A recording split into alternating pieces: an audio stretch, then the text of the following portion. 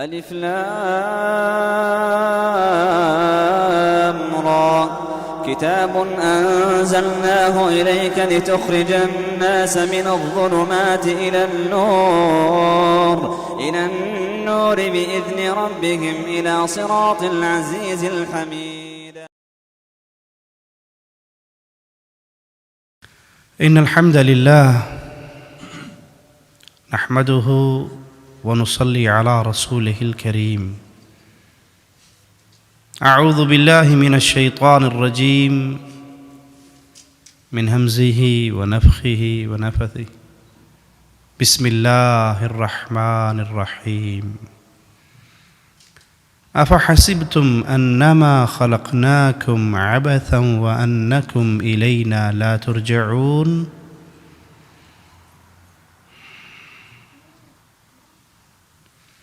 انسان کی یہ زندگی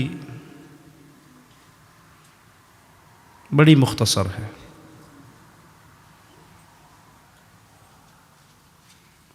جتنی مختصر ہے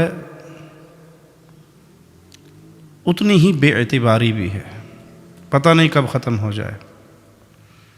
ہر چیز کی گارنٹی ہے. موبائل بنانے والا گارنٹی دیتا ہے کہ 1 سال تک یہ خراب نہیں ہوگا. گاڑی والا گاڑی بناتا ہے، گارنٹی دیتا ہے اس کا انجن 5 سال تک کی گارنٹی ہے ٹویوٹا کمپنی کی، خراب نہیں ہوگا. بنانے والے کی 5 لمحے کی بھی گارنٹی نہیں ہے. اس زندگی نے بڑی جلدی ختم ہو جانا ہے. اور اگر یہ زندگی ختم ہونے کے بعد دوبارہ اٹھایا جانے کا سسٹم نہ ہو، پھر انسان آزاد ہے اپنی زندگی میں جو چاہے کرے، مزے کرے. لیکن اگر دل یہ گواہی دے کہ اپنی مرضی سے اس دنیا میں نہ آیا ہوں، نہ اپنی مرضی سے اس دنیا سے جانا ہے، بھیجنے والا اللہ ہے، واپس لے جانے والا بھی اللہ ہے. اور وہ کہہ رہا ہے افحسبتم انما خلقناکم عبثا وانکم الینا لا ترجعون. کیا تم نے یہ گمان کیا ہے کہ ہم نے تمہیں بیکار پیدا کیا، کوئی مقصد نہیں ہے، اور تم نے لوٹ کر ہماری طرف واپس نہیں آنا؟ کیا تمہارا یہ گمان ہے؟ بے عقل بچہ وہ بے مقصد کام کرتا ہے، ایسے کام کرتا ہے جس کام کا کوئی مقصد نہ ہو. لیکن جس کے پاس عقل ہوتی ہے وہ کبھی بے مقصد کام نہیں کرتا. آپ چھوٹے چھوٹے بچوں کو دیکھتے ہوں گے، وہ اپنا گھر بناتے ہیں، ریت کے اندر بیٹھ کے پاؤں پہ مٹی ڈالتے ہیں، گھروندے بناتے ہیں، کھیلتے ہیں، 3 4 5 گھنٹے لگاتے ہیں، اور جاتے ہوئے پاؤں کی ٹھوکر سے سب گرا جاتے ہیں. ہوتا ہے نا ایسا؟ کیوں؟ بچے ہیں، عقل نہیں ہے. کیا عقل مند آدمی کو ایسا کرتا؟ آپ میں سے کوئی کسی ایسی کمپنی میں جاب کرے گا جہاں سیلری نہ ملے؟ مہینے کے بعد آپ سے کہیں تھینک یو، آپ نے بہت محنت کی، تھینک یو، لیکن نو سیلری، نو منی، نو ریال، نو ڈالر. کہ بھاڑ میں گیا تو اور تیری کمپنی، میں نے 1 مہینے جو کام کیا مجھے کیا ملا؟ کامن سینس کی باتیں ہیں نا.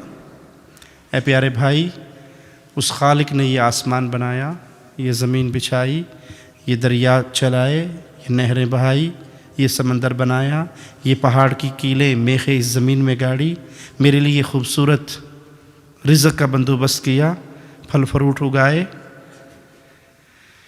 یہ جسم مٹی سے بنا ہے، اس جسم کی ضروریات اللہ نے اس مٹی سے پوری کی ہیں. گندم، چاول کہاں سے اگتے ہیں؟ اس زمین سے. فروٹ، بادام، اخروٹ، چلغوزے اس زمین سے. جسم زمین سے بنا ہے نا، اس کی ساری ضروریات اللہ زمین سے پوری کر رہا ہے. روح کہاں سے آئی ہے؟ اللہ کی طرف سے. اس روح کی ضروریات بھی کہاں سے پوری ہوئی؟ اللہ کی طرف سے. یہ بیکار نہیں ہے، اس کا مقصد ہے. اور مالک مقصد بیان کرتا ہے وَمَا خَلَقْتُ الْجِنَّ وَالْإِنسَ إِلَّا جی لِيَعْبُدُونَ أَوْ لِيَلْعَبُونَ لِيَعْبُدُونَ. میں نے جن اور انسان کو پیدا کیا ہے اس لیے کہ اس دنیا میں جا کے یہ میری عبادت کریں. کھیل کود کے لیے پیدا نہیں ہوئے. یہ زندگی مجھے اور آپ کو ملی ہے کیوں؟ ہمارے بابا آدم علیہ السلام کو اللہ نے گفٹ میں جنت دی تھی، مفت میں جنت دی. پیدا کیا، جنت دے دی. جنت میں دل نہیں لگا ہمارے بابا کا، اماں حوا کو پیدا کر کے بیگم بھی دے دی اور کہا جاؤ مزے کرو، اس جنت میں رہو، مفت میں جنت ملی۔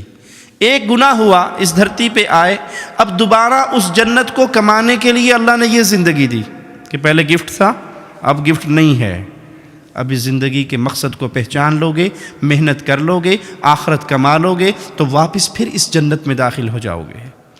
اور اگر یہ دنیا جس طرح ہم سمجھتے ہیں اس دنیا کو، ہماری اکثریت الا من رحم ربی، ان کی کیفیت کیا ہے؟ کھانا پینا، بچے پیدا کرنا، سو جانا، کل کے لیے سامان سٹاک کر لینا، یہی زندگی ہے نا؟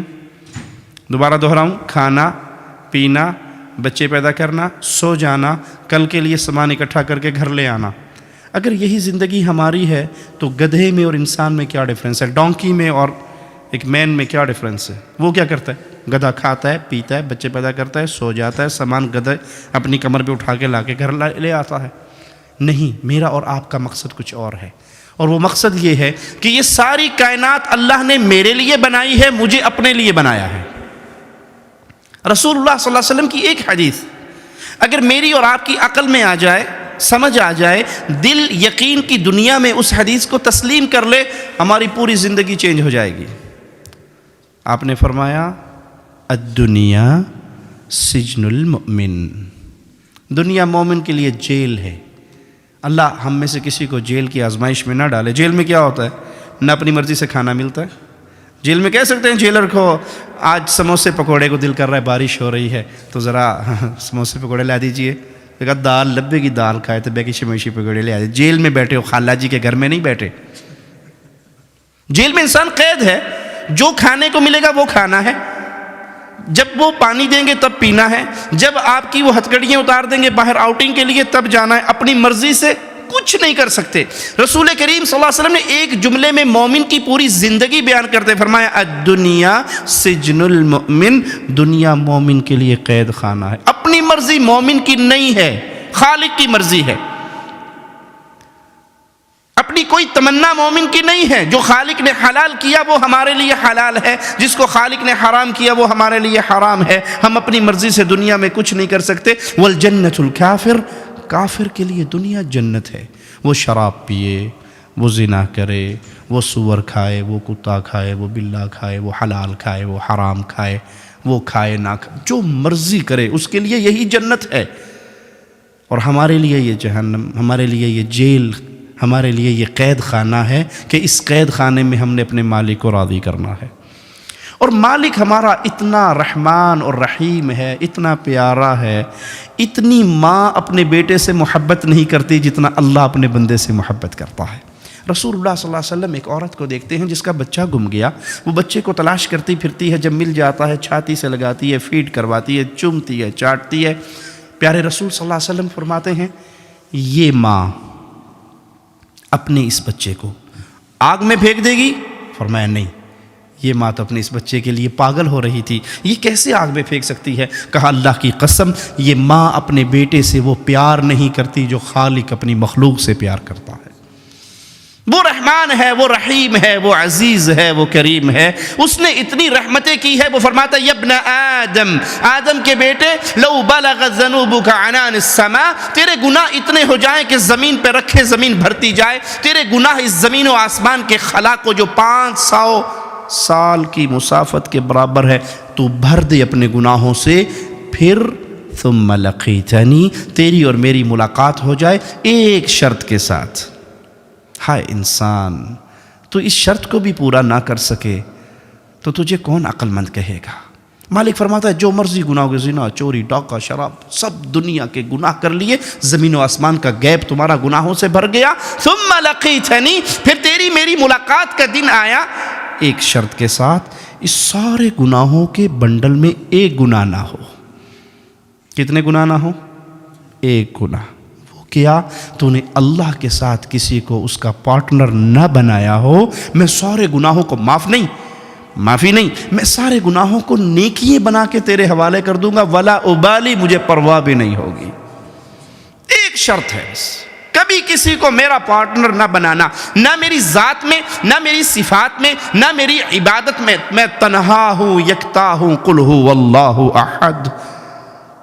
اللہ الصمد لم یلد ولم یولد ولم یکن لہ کفوا احد، میں تنہا ہوں، بے نیاز ہوں، نہ میں نے کسی کو جنا ہے، نہ میں جنا گیا ہوں، نہ میری اولاد ہے، نہ میرے ماں باپ ہیں۔ اس یقین کو اپنے دل میں بٹھا کے ایک شرک سے بچتا ہوا میرے پاس آ جانا، تیرے سارے گناہوں کو معاف کر کے میں تجھے اپنی جنتوں کا وارث بنا دوں گا۔ وہ جنت، موسیٰ علیہ السلام پوچھتے ہیں، صحیح مسلم میں یہ روایت ہے، اے اللہ تیرے آخری جنتی کا کیا حال ہوگا، کیسا جنتی ہوگا؟ کہا یہ سب سے آخر میں گرتا پڑتا بچتا پل صراط کو کراس کرے گا، مڑ کے جہنم کو دیکھے گا، اللہ تیرا شکر ہے تو نے مجھے اس سے بچا دیا۔ آخری جنتی جنت میں جا رہا ہے، جب یہ جہنم سے بچ کے، پل صراط کے عذابوں سے بچ کے باہر آئے گا، اللہ اس کے لیے ایک درخت نمودار کرے گا، بڑا خوبصورت، یہ اس کو دیکھتا رہے گا، دل میں اس کی آئے گی کاش میں اس درخت کے نیچے چلا جاؤں۔ یہ کہے گا اللہ مجھے بھی اس درخت کی چھاؤں میں بٹھا دے، اس کا پھل کھاؤں، اس کا پانی پیوں، اس کی چھاؤں میں بیٹھوں۔ اللہ مالک فرمائے گا بندے میں نے تجھے اگر یہ دے دیا تیری ڈیمانڈ اور بڑھے گی، تو مزید مانگنا شروع کر دے گا۔ اللہ نہیں اے دے چھوڑو نا، پہ اور کچھ نہ مانگنا، اے دے چھوڑو نا، پہلا سوال تو پورا ہو نا۔ اللہ اس کے نیچے بٹھا دے گا۔ تھوڑی دیر کے بعد کچھ فاصلے پہ ایک نیا درخت نمودار ہوگا، یہ تھوڑی دیر تو کوشش کرے گا کہ میں نے وعدہ کیا، ایگریمنٹ کیا، میں نہیں، لیکن ایک ایسی چیز دیکھ چکا ہے کہ صبر نہیں ہے کہ اللہ مالک وہ درخت جو ہے نا اب مجھے اس کے نیچے۔ اللہ کہ ابھی تو نے وعدہ نہیں کیا تھا، کہ بس یہ آخری بات اور نہیں کچھ مانگتا، اس کے نیچے پہنچا دے۔ اللہ کہے گا جول بیٹھ جا کے وہاں، اس کے نیچے بیٹھ جائے گا۔ جنت کے دروازے پہ ایک اور درخت نمودار ہوگا، باوجود انتہائی برداشت کے نہیں رہ سکے گا، کہ اللہ وہ آخری تیری عزت کی قسم آخری بات، بس یہ درخت۔ اللہ کہے گا جا اس کے نیچے بیٹھ جا۔ اب یہ اہل جنت کو دیکھ رہا ہے، جنت کی نعمتوں کو دیکھ رہا ہے۔ میں بھی ریاض سے آیا ہوں، ہم ریاض سے مکہ کے لیے ٹریول کرتے ہیں، حاجی صاحب کو راستے میں بتا رہا تھا اپنے بھائی کو، تو ریت کے ٹیلے شروع ہوتے ہیں، 1000 کلومیٹر تک ریت ہی ریت نظر آتا ہے، کچھ نظر نہیں آتا۔ آپ کے یورپ میں آئے ہیں، کہیں درخت ہیں، کہیں بادل ہیں، کہیں بارش ہے، تو ایک عجیب سا آنکھوں کو سکون ملتا ہے۔ ارے بھائی جنت وہ ہے جس کو کسی آنکھ نے دیکھا نہیں ہے، کسی کان نے اس کی صفات کو سنا نہیں ہے، کسی دل کے کسی دماغ کے دریچوں پہ اس کی خبر نہیں پڑی ہے، وہ اس جنت کو دیکھ رہا ہے، پاگل ہو رہا ہے کہ اللہ مجھے جنت دے دے۔ اللہ کہے گا جا جنت میں۔ حدیث میں آتا ہے جب یہ جنت کی طرف جائے گا نا، خیل الیہ انہا ملآ، اس کے دل میں گمان پیدا ہوگا کہ جنت میں کہاں جاؤں، جنت تو بھر گئی، حوروں کی شادیاں ہو گئی، محلات پہ قبضہ ہو گیا، کوئی چیز باقی نہیں بچی، یہ واپس آ جائے گا۔ اللہ جنت میں کہاں جاؤں، ادھر تو کوئی شے بھی نہیں نا، جنت بک ہو گئی ہے۔ اللہ کہے گا میرے بندے اترضا، کیا تو راضی ہوگا اس بات پہ؟ تیرے لیے اتنی بڑی جنت دوں جتنی بڑی دنیا کے کسی بادشاہ کی پوری اسٹیٹ ہوا کرتی ہے۔ اللہ راضی ہوں۔ مالک فرمائے گا یہ جنت تیرے لیے، وَمِثْلُ ذَلِكَ وَمِثْلُ ذَلِكَ، ایک اور جنت، ایک اور جنت، ایک اور جنت، ایک اور جنت، 5 جنتیں تیری۔ کہ اللہ میں راضی ہو گیا، کہ اس طرح کی 10 جنتیں میں تجھے اور دیتا ہوں۔ کہ اللہ میں راضی ہو گیا۔ اللہ کی طرح مانگ، کیا مانگتا ہے، ڈیمانڈ کر۔ اب اتنی بڑی جنتیں تو مل گئی نا، اب یہ اپنے دل میں اللہ یہ بھی دے دے، یہ بھی دے دے، یہ بھی دے دے، یہ بھی دے دے، مانگتا شروع ہو جائے گا۔ اس کی زبان خشک ہو جائے گی، تمنائیں ختم ہو جائیں گی۔ اللہ اس کو اپنی نعمتیں یاد کروائے گا، یاد کروائے گا۔ اولا تريد كذا سل مني عبدي كذا، بندے یہ مانگ لے، بندے یہ مانگ لے، تجھے وہ نعمت نہیں چاہیے، اللہ ہاں یہ بھی دے دے، یہ بھی دے دے، یہ بھی دے دے۔ سبحان اللہ۔ اس رحمان اور رحیم مولا کو چھوڑ کے غیروں کے در پہ گرنے والو، تمہاری عقل کہاں فوت ہو گئی؟ موسیٰ علیہ السلام کہنے لگے اللہ یہ آخری جنتی ہے؟ کہاں یہ میرا آخری جنتی؟ کہا جو سب سے پہلا اور اعلیٰ جنتی ہے اس کا کیا حال ہے؟ کہا وہ تو وہ جنتی ہے، اس کو میں نے وہ کچھ دینا ہے جس کا تصور کسی دل دماغ پہ نہیں آیا، جس کو کسی آنکھ نے دیکھا نہیں ہے، جس کو کسی کان نے سنا نہیں ہے۔ اتنا رحمان اللہ، اتنا رحیم اللہ، اتنی محبت کرنے والا اللہ، اتنا زیادہ انعام دینے والا اللہ، وہ اس جنت میں آنے کے لیے شرط لگا رہا ہے، بندے یہ جنت تجھے ملے گی، شرط کیا ہے ثم لقیتنی، جب تیری اور میری ملاقات ہو تو لا تشرک باللہ شیئا، اس اصول پہ قائم رہنا، تو کبھی میرے ساتھ شرک نہ کرتا ہوا اگر میرے پاس آ گیا، تیری زندگی بھر کے گناہوں کو معاف کر دوں گا، تیری دنیا بھر کی خطاؤں کو معاف کر دوں گا۔ وہ اللہ۔ ایک شخص نے 99 مرڈر کیے، 99 مرڈر، 99 بندے مارے۔ پھر کسی سے پوچھا جی میں نے اتنے بندے مارے ہیں، کیا میرے لیے معافی ہے؟ کہا یہ نے 100 چوہے کھا کے بلی اج نوں چلی، کہ پہ کر دے ہو جی، تواڈے واسطے معافی نہ ہو سی۔ انہوں نے کہا چلو میں تے جانا ہی جاننا، مجھے تسی کیوں لگے پھر دے ہو؟ تلوار کٹی، سینچری پوری، اس کو بھی مار دیا۔ پھر کسی سے پوچھا میں نے 100 بندے مارے ہیں، سینچری، معافی ہے؟ کہا ہاں ایک شرط ہے معافی کی، یہ برا ماحول، یہ گندی سوسائٹی، یہ بیڈ فرینڈز چھوڑ دو، ان کو نکل جاؤ یہاں سے۔ وہ بستی اللہ والوں کی ہے، وہاں جا کے رہو۔ اپنی بستی سے نکلتا ہے، موت کا فرشتہ آ کے دبوچنے کے لیے پہنچ جاتا ہے۔ جنت والے فرشتے بھی آگے روح قبض کر ہمارا ہے، جہنمی آگے ہمارا ہے، ہم جہنم میں لے کے جائیں گے، جنت والے کہتے ہیں جنت میں لے کے جائیں گے۔ بحث ہو گئی، فیصلہ مالک کے دربار میں بلند ہوا، اللہ کیا کریں؟ مالک کو پتا تھا کہ ابھی میرا بندہ نکلا ہے، کہا پیمائش کرو، اگر زمین اس کی جدھر جا رہا تھا اچھی سوسائٹی وہ قریب ہے تو جنت میں جائے گا، بری سوسائٹی 100 بندوں کا مرڈر جہاں کیا تھا وہ قریب ہے تو جہنم میں جائے گا۔ رحمان کی رحمتوں پہ قربان جاؤں، زمین پہ وحی اتار کے کہا نیک بستی میرے بندے کے تھوڑی قریب ہو جا، بری بستی میرے بندے سے پیچھے ہٹ جا۔ پیمائش ہوئی، ایک بالشت وہ قریب نکلی، مولا نے جنت عطا فرما دی۔ اب وہ شرط لگا رہا ہے شرک نہ کرنا، کبھی میری ذات میں کسی کو پارٹنر نہ بنانا۔ جیسے کچھ لوگوں نے کہا عیسیٰ ابن اللہ، عیسیٰ بیٹا ہے اللہ کا، کچھ نے کہا عزیر ابن اللہ، عزیر بیٹا ہے اللہ کا، اور اللہ نے کہا تکاد السماوات یتفطرن من وتنشق الارض وتخر الجبال هدا ان دعوا للرحمن ولدا، قریب ہے آسمان پھٹ جائے، زمین ٹکڑے ٹکڑے ہو جائے، پہاڑ ریزہ ریزہ ہو جائے، ان دعوا للرحمن ولدا، ظالموں نے اللہ کا بیٹا بنا لیا۔ قل هو اللہ احد، اللہ کا کوئی بیٹا نہیں ہے، اللہ کی ذات کا کوئی پارٹنر نہیں ہے۔ کچھ لوگوں نے یہ جرم کیا تو ہم کلمہ پڑھنے والوں نے بھی جرم کے اندر پاؤں پیچھے نہیں رکھا، انہوں نے بھی نعرے مارنے شروع کر دیا الصلاۃ والسلام علیک یا نورا من نور اللہ۔ آپ نہیں سمجھتے محمد صلی اللہ علیہ وسلم اتو بشر سن، وچو وچو نور سن، بظاہر بشر تھے، حقیقت میں بشر نہیں تھے بلکہ اللہ کے نور کا ٹکڑا تھے۔ ارے بھائی جو اللہ کے نور کا ٹکڑا ہوا تو وہ کیا ہوا؟ اللہ نہ ہوا؟ عقل یہ کاغذ ہے، اس کاغذ میں سے یہ کاغذ میں نے الگ کر دیا، یہ کاغذ، اب کتنے کاغذ ہو گئے میرے پاس جی؟ ایک اے نے، ایک کاغذ نے، یا دودھ دے، یہ بکری تو نہیں بن گیا، کاغذ ہی رہا نا، جنس تے چینج نہیں ہوئی نا، ایک ہی رہی۔ دو ہونے کے بعد دونوں کی چیز تو ایک رہی۔ اللہ کے لیے اعلیٰ مثال سمجھانے کے لیے مثال دی ہے۔ آپ کہتے ہیں کہ محمد صلی اللہ علیہ وسلم اللہ کے نور میں سے نور ہے، تو پھر کتنے ہوئے اللہ؟ محمد صلی اللہ علیہ وسلم اللہ کے نور میں سے اللہ ہوئے تو اللہ کا نور ہی رہے نا، مخلوق تو نہیں، خالق کا نور ہے۔ تو پھر مجھے بتائیے طائف میں پتھر کس کو پڑ رہے تھے؟ پھر مجھے بتائیے کس کے کندھے پہ اونٹ کی اوجڑی پھینکی گئی تھی؟ پھر مجھے بتائیے کس کے گلے میں کپڑا ڈال کے کفار نے ایسا بھینچا تھا کہ آپ کی آنکھیں مبارک ابل پڑی تھی؟ ابو بکر نے آ کے اس کافر کو دھکا دے کے گرایا تھا اور کہا تھا اس کو اس لیے قتل کرتے ہو، اس کا یہ جرم ہے کہ یہ کہتا ہے کہ میرا اللہ ایک ہے۔ وہ کون تھا جس کی بیٹیوں کو ابو لہب کے بیٹے گھر بیٹھے طلاق دے گئے تھے؟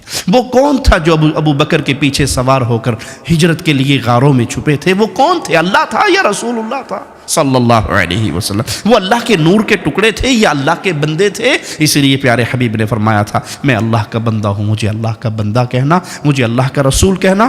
لا تطرونی کما اطرت النصارى عیسی ابن مریم، جیسے عیسائیوں نے عیسی ابن مریم کو اٹھا کر اللہ کا بیٹا کہا، تم یہ جرم نہ کرنا۔ انا عبدہ ورسولہ، میں اللہ کا بندہ ہوں، میں اس کا رسول ہوں۔ شرک نہ کرنا اللہ کی ذات میں، اللہ کی صفات میں شرک نہ کرنا جو صفت اللہ کی ہے۔ الرحمن علی العرش استوى، رحمان اپنے عرش پہ ہے، رحمان مدد کرتا ہے، رحمان عزت دیتا ہے، رحمان کی قدرت نے پوری دنیا کو گھیرا ہوا ہے، اس کے علم نے، اس کی حکومت نے، اس کے کنٹرول نے پوری دنیا کو ایسے گھیرا ہے۔ کالی سیاہ چیونٹی کالی رات میں کالے پہاڑ کی جڑ میں چلتی ہے، رحمان اپنے عرش پہ ہوتے ہوئے اس کو دیکھتا بھی ہے، اس کو رزق دیتا بھی ہے، اس کے پاؤں کی آہٹ کو اپنے عرش پہ سنتا بھی ہے۔ وہ رحمان ہے، اس کی صفات میں کوئی شریک نہیں، وہ رحمان ہے، اس کی عبادت میں کوئی شریک نہیں۔ جو کام عبادت ہے خالص اللہ کا، اس میں کسی اور کو حصہ دار نہیں بنایا جا سکتا، وہ خالص حق ہے اللہ کا۔ سجدہ عبادت ہے، قرآن حکیم میں اللہ کا حکم ہے وَاسْجُدْ وَاقْتَرِبْ، سجدہ کر، اللہ کے قریب ہو۔ جب یہ سجدہ آپ نے اور میں نے تسلیم کرنی ہے، عبادت ہے، اب یہ کسی قبر پہ نہیں ہوگا، کسی مندر پہ نہیں ہوگا، کسی پیر صاحب کو نہیں ہوگا، کسی شاہ صاحب کو، حضرت جی کو، مرشد جی کو نہیں ہوگا۔ کیوں؟ یہ کام خالص ہے میرے اللہ کے لیے۔ وَارْكَعُوا مَعَ الرَّاكِعِينَ، رکوع کرو رکوع کرنے والوں کے ساتھ۔ جب آپ نے اور میں نے مان لیا کہ یہ رکوع کرنا عبادت ہے اور یہ حق ہے خالص اللہ کا، تو کسی شاہ جی کو، پیر جی کو، حضرت جی کے اس کے پاؤں چومنے کے لیے، اس کے پاؤں پکڑنے کے لیے کوڈا ہو کے رکوع کرنے کی شرعن اجازت نہیں ہے۔ کیوں؟ یہ اللہ کا حق ہے۔ جب یہ کہو نا کہ اے جی بزرگانوں نہیں مانتے، بڑے گستاخ نے، میں آپ کو مثال دے کے سمجھاتا ہوں تاکہ بات دل میں اتر جائے۔ جب انسان نکاح کر کے لاتا ہے بیوی کو گھر میں، تو وہ بیوی کس کی عزت ہوتی ہے؟ وہ کس کی غیرت ہوتی ہے؟ خامند کی یا خامند کی ہے نا؟ اکیلے اس کی، اس میں کوئی پارٹنر، کوئی حصہ دار؟ دنیا کی ہر چیز میں پارٹنرشپ ہو سکتی ہے، عزت میں پارٹنر کسی کو نہیں بنایا جا سکتا۔ دو بھائی مل کے کہہ سکتے ہیں جی وہ پیسے کوئی نہ جی کرنے، گڈی کہنے ہیں جی، ٹیکسی کہنے ہیں، سویرے تساں پہ چلا سو، شامی اساں پہ چلا سا، کرتے ہو نا؟ گاڑی میں پارٹنر ہو سکتا ہے۔ مکان، وہ جی پیسے نہیں ہیں، 2 منزلہ مکان لے لو، چلو اوپر والے پورشن میں آپ رہیں گے، نیچے والے میں رہوں گا، پارٹنر ہو سکتا ہے۔ موبائل پارٹنر ہو سکتا ہے۔ دنیا کی A to Z چیزوں میں پارٹنرشپ ہو سکتی ہے، عزت میں پارٹنرشپ۔ کبھی کسی نے یہ فیصلہ کیا جی چلو جی وہ پیسے کوئی نہیں ہے، خرچہ بہت ہے، تو ایک لڑکی سے 2 بھائی مل کے شادی کر لیتے ہیں، جب میں ڈیوٹی پر ہوں گا تو آپ کی بیوی، جب میں آؤں گا آپ ڈیوٹی پہ جائیں گے تو میری بیوی۔ ایسے ہو سکتا ہے؟ نہیں ہو سکتا۔ عزت غیرت میں کسی کی شراکت۔ اچھا بھائی کی شراکت ہو سکتی ہے، سگے بھائی کی شراکت؟ سگے بھائی کی بھی نہیں ہو سکتی، کسی کی نہیں، وہ خاص میری ہے۔ میں آپ کو مثال دیتا ہوں۔ آپ بیگم کو گھر میں لے کے آئے، اب گھر میں لانے کے بعد تعارف کرواتے ہیں، جی یہ آپ کے سسر ہیں، یہ آپ کے دیور ہیں، یہ آپ کے جیٹھ ہیں، آپ کے ذمے ہے ان کو کپڑے استری کر کے دینا، کپڑے دھو کے دینا، روٹی بنا کے دینا، صبح ڈیوٹی پہ جاتے ہیں ابو، آپ نے ان کو ناشتہ بنا کے دینا۔ یہ سب ڈیوٹی لگاتے ہو نا، بیگم کو بتاتے ہو۔ ویسے آج کل بیگ میں صرف خامدوں کو بھی دے دیں تو اللہ ان پر رحمت فرمائے، تو دیور جیٹھ تو پرانی بات ہے، میں ویسے مثال دے رہا ہوں، ٹھیک ہے؟ یہ ڈیوٹی لگ جاتی ہے۔ اب اگر بھائی بھابھی کے اندر بدماشی کا راستہ کھولنا چاہے اور بھابھی کہے کہ نہیں یہ حرام ہے، یہ زنا ہے، یہ گناہ ہے، میں تجھے اس کی اجازت نہیں دوں گی، تو بھائی کو کیا یہ حق ہے وہ یہ کہے یہ بھابھی بڑی گستاخ ہے دیور کی؟ جی دیور کے کپڑے دھو کر دیے ٹھیک ہے، اس کو ناشتہ بنا کے دیا ٹھیک ہے، اس کے جوتے پالش کر کے دیے ٹھیک ہے، اس کی خدمت کی، چھوٹے بھائی کی ماں بن کے سنبھالا ٹھیک ہے، لیکن اس کو اگر اپنی عزت میں وہ انٹرفیئر کرنے سے منع کرے تو کیا دیور کو یہ حق ہے وہ یہ کہے یہ بڑی گستاخ ہے دیور کی؟ اگر وہ یہ دعویٰ کرے گی تو جھوٹ ہوگا نا۔ ہم کہتے ہیں بھائی اولیاء کی عزت کرنا ہم پہ فرض ہے، اولیاء کا احترام کرنا ہم پہ فرض ہے، اولیاء کے لیے دعائے خیر کرنا ہم پہ فرض ہے، اولیاء سے محبت کرنا ہم پہ فرض ہے، لیکن سجدہ اللہ کا حق ہے، کسی ولی کو نہیں ہو سکتا۔ جب ہم یہ کہیں تو پھر آپ کہیں یہ بڑے گستاخ ہے ولیوں کے، تو آپ کا کہنا اسی طرح ہے جو بھابھی کی عزت پہ ہاتھ ڈالے اور بھابھی اس کو منع کرے تو وہ کہ یہ بھابھی کا گستاخ ہے۔ آپ ہمیں کہتے رہو، ہم سب کے گستاخ بن سکتے ہیں، رب کے اور اس کے رسول کے گستاخ نہیں بن سکتے۔ اللہ کی عزت میں، اللہ کی عبادت میں، اللہ کی غیرت میں کوئی پارٹنر نہیں ہو سکتا، کوئی شریک نہیں ہو سکتا۔ جو کام خالص اللہ کے لیے قربانی کرنا خالص اللہ کا حق ہے، مالک کے لیے عبادت قرار پائی ہے، ہم جب کرتے ہیں اللہ کی عبادت کرتے ہیں، قرآن ہمیں حکم دیتا ہے فَصَلِّ لِرَبِّكَ وَانْحَرْ، نماز پڑھو اللہ کے لیے، قربانی کرو کس کے لیے؟ اللہ کے لیے۔ یہ خون کسی کے لیے نہیں بہایا جا سکتا، نہ بکرے کی نیاز بابا جی کو، نہ شاہ جی کو، نہ شیخ جی کو، نہ حضرت جی کو، نہ پیر جی کو، نہ مرشد جی کو۔ کیوں؟ یہ خالص عبادت ہے، جب بھی ہم کریں گے کہ اللہ کے لیے کریں گے۔ رسول اللہ صلی اللہ علیہ وسلم نے فرمایا لعن اللہ من ذبح لغیر اللہ، جو اللہ کو چھوڑ کر کسی اور کے لیے ذبح کرتا ہے اس پہ اللہ کی لعنت برستی ہے۔ یہ ایک کویسچن ہم سے ڈیمانڈ ہے اسلام کی کہ تم کبھی بھی اللہ کے ساتھ شرک نہ کرنا۔ جب تم شرک نہیں کرو گے، اپنے دامن کو بچا لو گے، تو تم نے جنت میں جانے والی سیڑھی پہ قدم رکھ لیا، ایماندار ہو گئے۔ اور جنت میں جانے کے لیے ایمان شرط ہے۔ ایمان کے بعد پھر اسلام ہمیں عمل صالح کی دعوت دیتا ہے، نیک عمل کی۔ توحید فائدہ مند ہوگی جب ہم نیک اعمال کریں گے۔ جہاں بھی ایمان کا ذکر آیا، عمل صالح کا ذکر آیا۔ عمل صالح کیا ہے؟ Very simple definition. عمل صالح کیا ہے؟ ہر وہ عمل جو خالص اللہ کے لیے ہو۔ پہلی شرط، ہر وہ عمل جو رسول اللہ صلی اللہ علیہ وسلم کی سنت کے مطابق ہو، یہ 2 شرطیں آئیں گی تو عمل صالح قرار پائے گا۔ ان 2 میں سے کوئی ایک بھی مسپلیس ہو جائے تو عمل صالح نہیں بنے گا۔ اللہ نے ہمیں زیادہ کام کرنے کا آرڈر نہیں دیا ہے۔ الذی خلق الموت والحیات لیبلوکم ایکم جی احسن عملا، اکثر عملا تو نہیں کہا۔ میں دیکھتا ہوں تو ایک لاتے کھلو کے چیلا کون کٹتا ہے، کچے تاگے نال کھوج کون لٹکتا ہے، نہیں کہا۔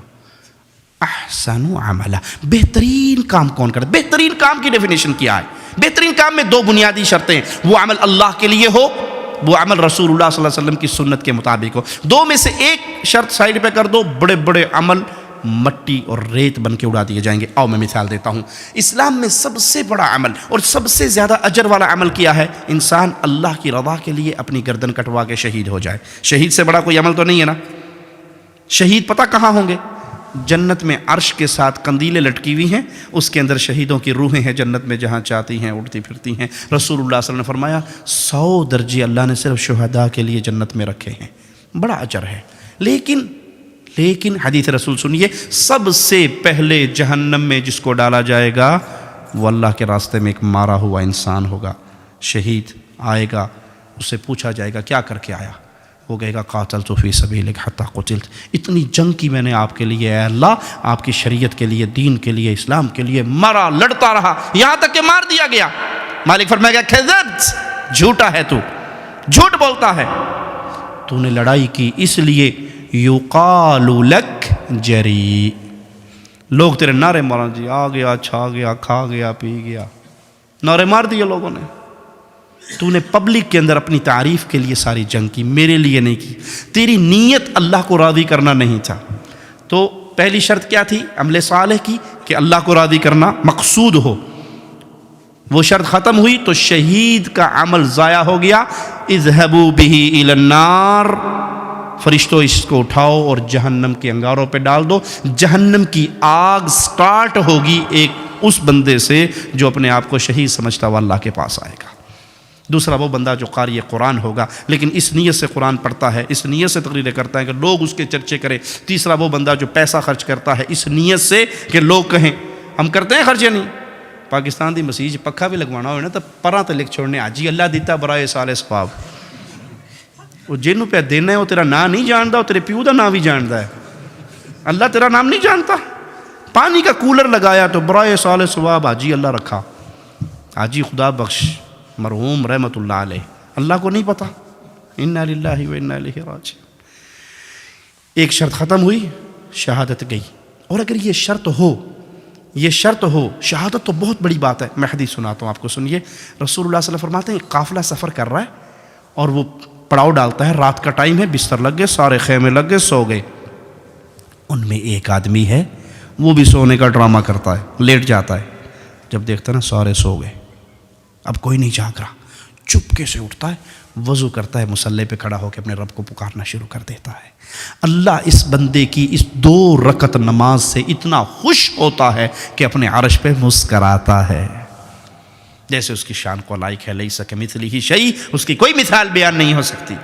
2 رکعت عمل، اللہ مسکراتا ہے اپنے عرش پہ۔ اس کی اس حرکت کو دیکھ کر کے سارے لیٹ جائیں، سب کی آنکھیں بند ہو جائیں، سب سو جائیں، مجھے کوئی دیکھنے والا نہ ہو، تو اس وقت پھر میں تنہا اپنے اللہ کو راضی کرنے کے لیے اٹھوں۔ ہماری حال کیا ہوتا ہے؟ پہلے کا ایک دور تھا جب کہا کرتے تھے، بزرگ کہا کرتے تھے، نیکی کرو دریا میں ڈالو، کرتے تھے نا، نیکی کرو دریا میں ڈال، نیکی کر کھوج پاؤ۔ اب کیا کہتے ہیں؟ نیکی کرو کیمرے میں ڈالو۔ آپ نے کئی مسلمانوں کو دیکھا، اللہ من رحم ربی اللہ ہدایت، حج پہ گئے، عمرے پہ گئے، احرام باندھا ہوئے اور ہاتھ اٹھا کے کوئی نہیں بنا تو بولنا نہیں آتا، پکچر انگلش بنا، اب پیچھے کعبہ، احرام بندھا ہوا، ہاتھ اٹھا، ہاں جی 1 2 اسمائل شو، 1 2 3 اوکے، بس کس کو دکھایا ہے؟ یہ ڈرامہ کس کے ساتھ ہے؟ اللہ کے ساتھ بھی ڈرامہ کرتے ہیں کہ طواف کے اندر میں اپنی تصویریں تلوا رہا ہوں، لا کے بیٹھک میں لگاؤں گا، فیس بک پہ لگاؤں گا، میں عمرہ کرنے گیا تھا، بیڑا غرق ہو گیا سارے عمرے کا۔ 2 رکعت نماز چوری چھپ کے پڑھی، کوئی دیکھنے والا نہ ہو، اس کو دیکھ کے اللہ اپنے عرش پہ مسکرا رہا ہے۔ اور شہادت، قتل اللہ کے راستے میں، اس لیے کہ لوگ راضی ہو جائیں، ضائع ہو گیا۔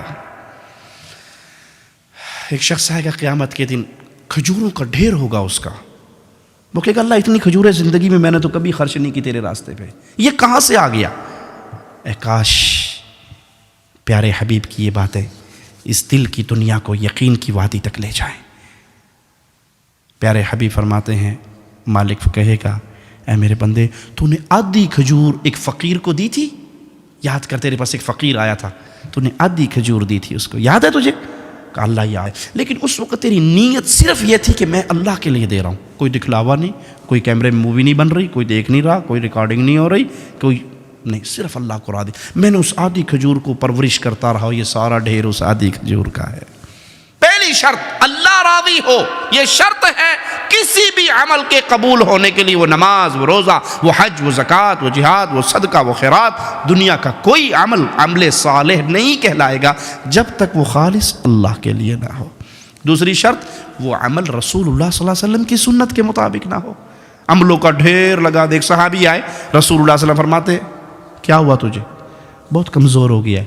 اس نے کہا جی وہ 1 سال سے مستقل روزہ رکھا ہوا ہے، 1 سال سے مستقل تہجد کی نماز پڑھ رہا ہوں، نہ رات کو سوتا ہوں نہ دن کو افطار کرتا ہوں۔ فرمایا اللہ نے تیرا کوئی روزہ قبول نہیں کیا، جس نے ہمیشہ روزہ رکھا اس کا کوئی روزہ نہیں ہے۔ 1 سال کے روزے قبول ہوئے، کیوں؟ سٹیمپ نہیں ہے، کس چیز کی سٹیمپ؟ رسول اللہ صلی اللہ علیہ وسلم کی۔ ہمارے سعودی عرب میں پتہ کیا ہوتا ہے؟ مارکیٹ میں آپ جاؤ نا، پیپسی کی مشینیں لگی ہوئی ہیں، پیپسی کی، 1 ریال ڈالو تو سارے بٹن، آپ نے مکہ میں دیکھا ہوگا جو بھائی عمرہ حج کرنے گئے، بٹن آن ہو جائیں گے، 7 اپ لے لو، کوکا کولا لے لو، پیپسی لے لو، جو مرضی لے لو، ٹھیک ہے؟ کیا ڈالنے سے؟ ریال۔ اور اگر پاکستانی روپیہ ڈالو اس میں بابا جینا والا، تو جتنی سپیڈ سے اندر جاتا ہے اتنی سپیڈ سے ریٹرن آتا ہے۔ پیپسی کی نہ آیا تو ریال کول کوئی نہیں، تو پیپسی پہ مانگتا ہے، تک کو نا اٹھاؤ اپنے روپے۔ کیوں؟ اس مشین میں ایک کمپیوٹر فٹ ہے، اس کے اندر گورنمنٹ آف سعودیہ کے سائن یا ان کی سٹیمپ ہے، اس سٹیمپ کے مطابق جو چیز اندر آئے گی وہ کہیں گے جی اہلاً و سہلاً، تفضل اشرب پیپسی مویا ای شیء خذ، لے جاؤ۔ اور اگر وہ وہاں پر بابا جینا چلا جائے، گاندھی صاحب چلی جائے، خالدہ ضیاء صاحب چلی جائے، یا یہاں کی ملکہ جی کا کوئی وہ چلا جائے، تو چوک کے مارتا ہے، پھڑ پڑے۔ یہ سٹیٹ ہے گورنمنٹ آف سعودیہ، یہاں پہ سکہ چلتا ہے گورنمنٹ آف سعودیہ کا۔ اے بھائی قیامت کے دن جو سٹیٹ لگے گی نا، وہاں بھی ایک سکہ چلے گا، اور وہ سکہ پتہ کس کا ہوگا؟ وابی، دیوبندی، بریلوی، سنی، نقشبندی، چشتی، قادری، رضوی، سہروردی، وردی، بغیر وردی، کوئی سکہ نہیں ہوگا اسلام کا، ایک ہی سکہ، محمد فرق بین الناس۔ آج سب کو بھول جاؤ، جو محمد کا بن کے آیا ہے وہ جنت میں چلا جائے۔ سٹیمپ لے کر آؤ محمد کی صلی اللہ علیہ، نماز محمدی، روزہ محمدی، حج محمدی، زکوٰۃ محمدی، عمل محمدی، صورت محمدی، لباس محمدی، اولاد تربیت محمدی، ایک عمل میں محمدیت کو تلاش کر کے لاؤ، جنت کے دروازوں سے اندر چلے جاؤ۔ اور جس پہ پوری دنیا کی سٹیمپیں لگی ہوئی ہوں، رسول اللہ صلی اللہ علیہ وسلم کی سنت کی مہر نہ ہو، وہ عمل اللہ کے ہاں قبول نہیں ہوگا۔ تو عمل صالح کے لیے بنیادی باتیں کیا ہوئی؟ ایک اللہ کی رضا، اور دوسرا نبی صلی اللہ علیہ وسلم کی سنت۔ ہمیں شیطان نے ایک نیا جملہ ہے، کے پہ کر دیو نا جی، کے ارج نے، اگر سنت بھی نہیں ہے تو کے ارج نے، بابا جی دا ختم کروا چھوڑیا نے، 3 7واں 9واں 10واں 40واں کل برسی، حرج کے نے، حرج دسو، قرآن ہی پڑھیا نے نا، تک کو نا مولوی کہنا ظالم کہنا قرآن بھی نہ پڑھو۔ اچھا ٹھیک ہے، میں بتاتا ہوں حرج کیا۔ 1 رکعت میں کتنے سجدے ہیں جی؟ 1 رکعت میں کتنے سجدے ہیں؟ 2۔ میں تیسرا سجدہ کروں گا تو اس میں کیا کہوں گا؟ دعائیں ہوں گی نا، سبحان رب العلی کہوں گا نا، گانے تو نہیں گاؤں گا، ڈانس تو نہیں ہوگا، دعا ہوگی۔ اب کسی مسلمان سے پوچھئے یہ تیسرا سجدہ مجھے کہاں لے جائے گا، جنت میں یا جہنم میں؟ جی جنت میں نہیں لے جائے گا، کیوں؟ میں نے تو سجدہ کیا اللہ کے لیے۔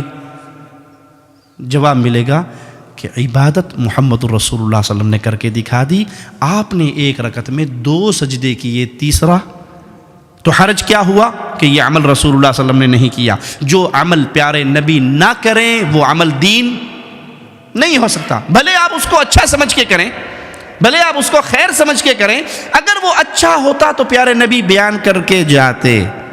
1 رکعت میں تیسرا سجدہ بربادی ہے، اگرچہ اس میں ذکر اللہ کا ہو رہا ہے۔ اچھا اذان کہاں ختم ہوتی ہے جی؟ اذان کہاں ختم ہوتی ہے؟ آخری جملہ کیا ہے اذان کا؟ لا الہ الا اللہ۔ اب کلمہ پورا کیا ہے؟ لا الہ الا اللہ محمد رسول اللہ۔ اگر کوئی مؤذن آج سے یہ شروع کرے جی یہ تے ادھا کلمہ ہے جی، اذان تے ناقص ادھوری رہ گئی ہے، میں نال اگلا حصہ بھی جوڑ کے کہنا اذان ختم کرتا ہے لا الہ الا اللہ محمد رسول اللہ، کیا خیال ہے؟ یہ کام اچھا ہے یا برا؟ جی پھر بولیے، اچھا نہیں ہے؟ کیوں؟ اس نے اذان میں اضافہ کر دیا، وہ جملہ کہا جو رسول اللہ صلی اللہ علیہ وسلم نے نہیں سکھایا۔ اگرچہ اس نے کلمہ کمپلیٹ کیا ہے لیکن اس موقع پہ رسول اللہ صلی اللہ علیہ وسلم نے یہ عمل نہیں سکھایا۔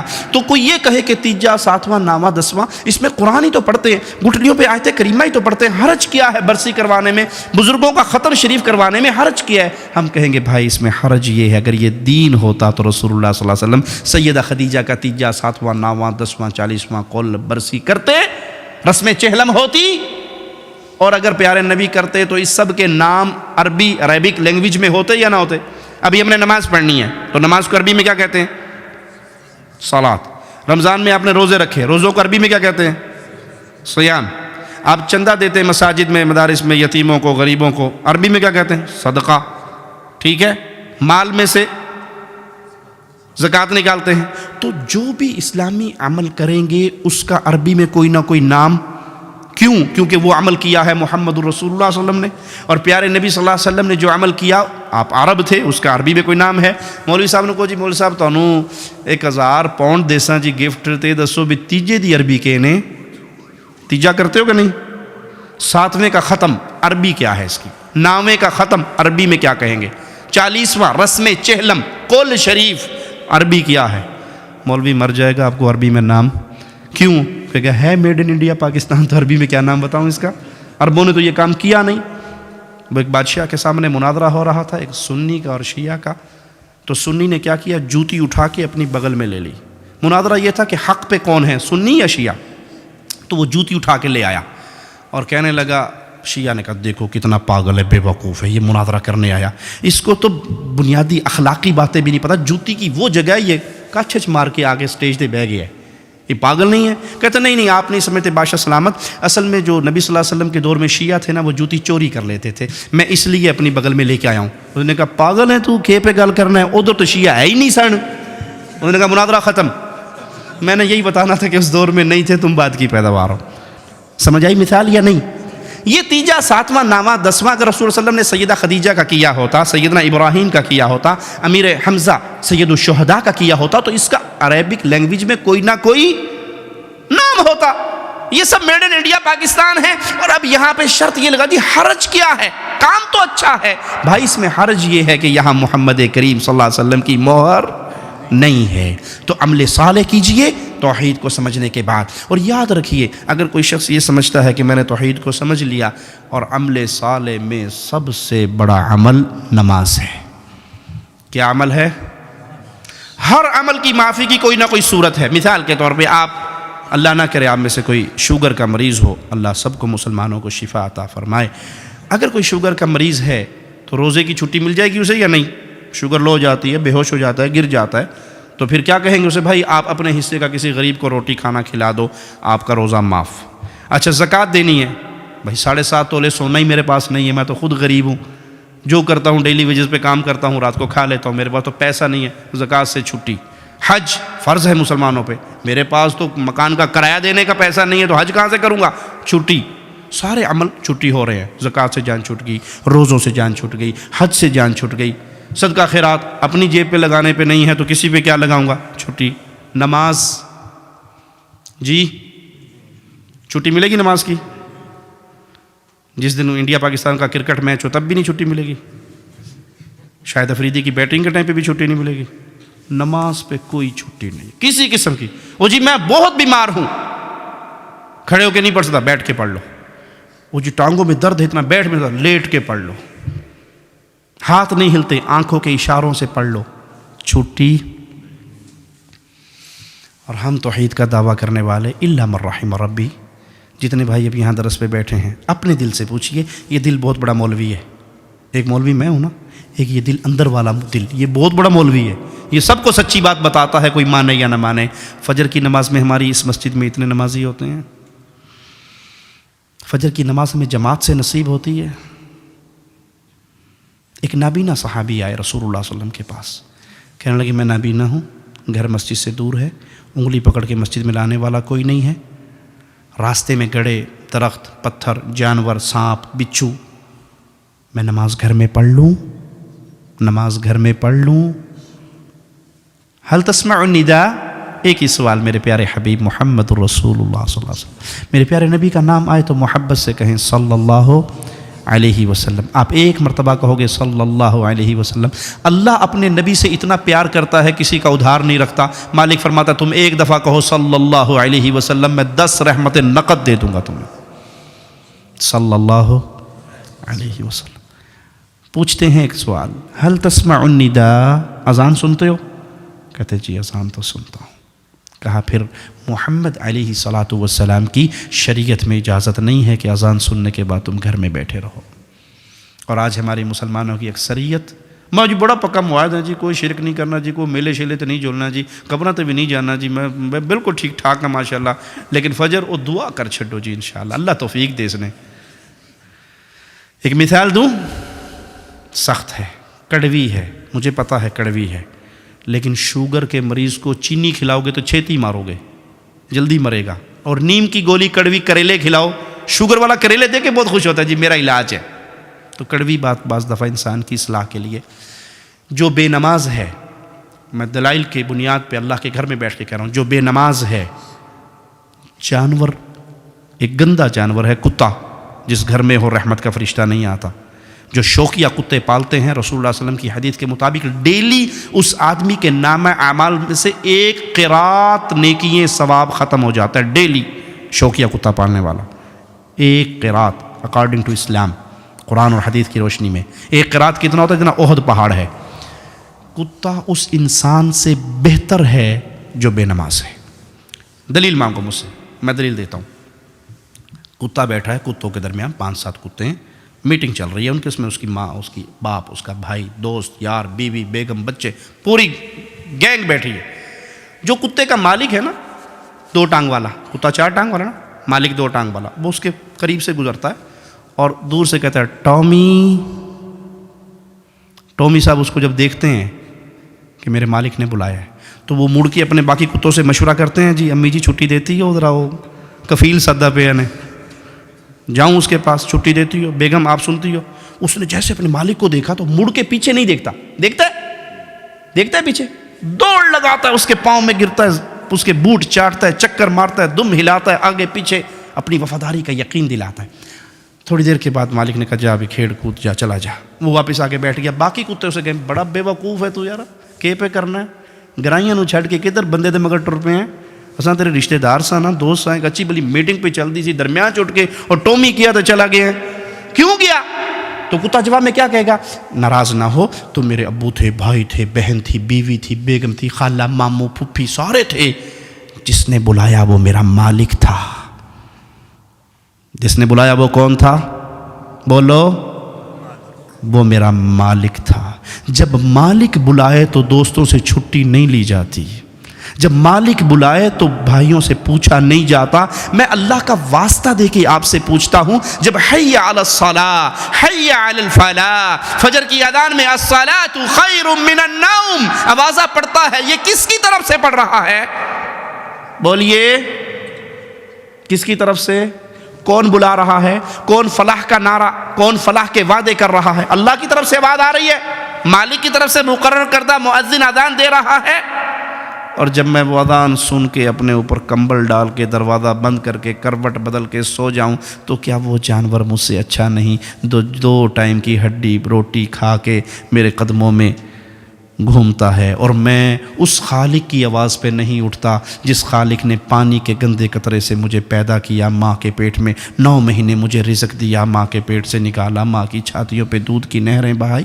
میں اس اللہ کا آوازہ سن کے پھر نہ اٹھوں تو مجھ سے کون بہتر ہے؟ رسول اللہ صلی اللہ علیہ وسلم فرماتے ہیں، جی چاہتا ہے اپنے مصلے پہ کسی اور کو کھڑا کروں اور خود محلے میں نکل جاؤں۔ جو مسجد میں نہیں آتے، نماز پڑھتے ہیں، گھر میں پڑھتے ہیں، مسجد میں نہیں آتے۔ میرا جی چاہتا ہے میں لکڑیاں ان کے گھروں پہ ڈال کے آگ لگا دوں، وہ گھر جل جائیں، وہ گھر والے جل جائیں۔ مجھے صرف دو قسم کے انسانوں کا خطرہ ہے، ایک عورتیں گھر میں ہوتی ہیں، ایک بچے گھر میں ہوتے ہیں۔ بچوں پہ مسجد میں آنا فرض نہیں ہے جب تک بالغ نہ ہو جائیں، عورت پہ مسجد میں آنا فرض نہیں ہے۔ اگر عورتیں اور بچوں کا خدشہ نہ ہوتا تو میں تمہارے گھروں کو جلا دیتا۔ جو گھر والے گھر میں نماز پڑھتے ہیں مسجد میں آ کے نہیں پڑھتے۔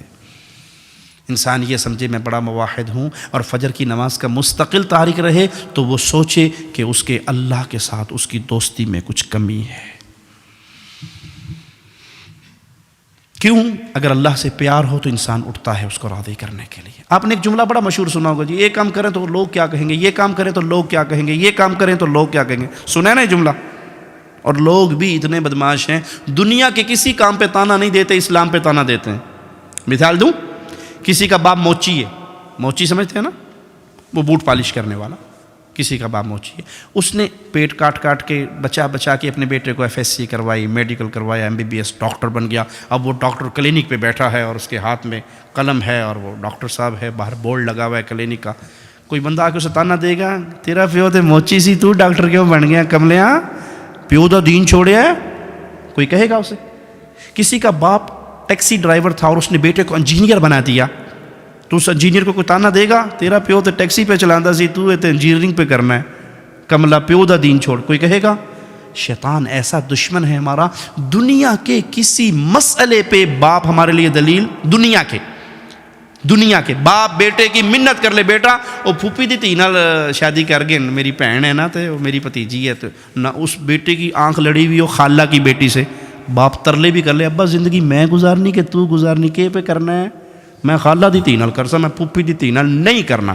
نہیں مانتے نا، دنیا کے کسی مسئلے میں باپ دلیل نہیں۔ اور جب اسلام کی بات آئے، کسی کا باپ قبر پہ سجدہ کرتا ہو، قبر کا طواف کرتا ہو، غیر اللہ کو پکارتا ہو، اللہ کی ذات و صفات و عبادت میں شریک کرتا ہو، اور اسے کہو جی یہ 11ویں دیڑا حرام ہے نہ دیسو، ابو کی آنکھ سے جی پیو دا دین چھوڑ بیٹھے ہیں۔